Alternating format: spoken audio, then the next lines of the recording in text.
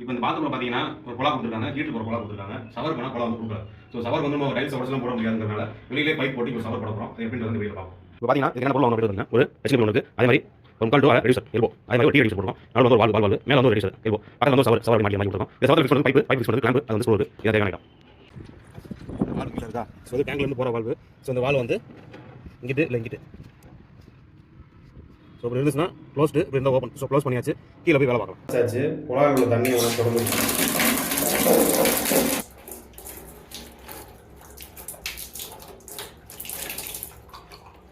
குழாய் வந்து HDPE. So HDPE வந்து டப்ளான் டேப் சுற்ற போகிறோம். உள்ள உள்ள பர்ல எல்லாத்தையும் எடுத்துட்டு இந்த HDPE வந்து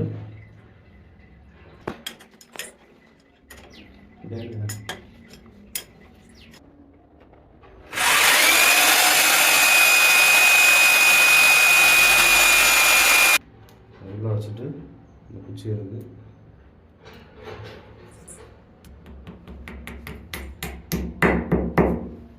அவ்வளோதான். ஸோ இது வந்து இனிமேல் சுத்தாமல் இருக்கும். கட் பண்ணிக்க வச்சுட்டு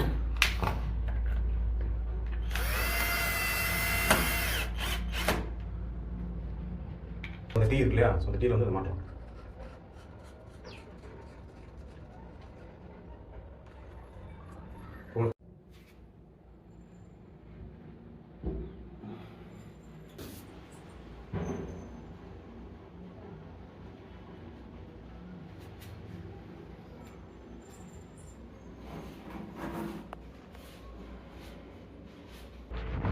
இப்போ பார்த்தீங்கன்னா உங்களுக்கு தெரியும், கீழே இருந்து ஒரு எலுவை போட்டிருக்கோம், இங்கே ஒரு டீ போட்டு குழாய் எடுத்துருக்கோம், இங்கே ஒரு வால்வு போட்டிருக்கோம், இங்கே ஒரு ஷவர் போட்டிருக்கோம்.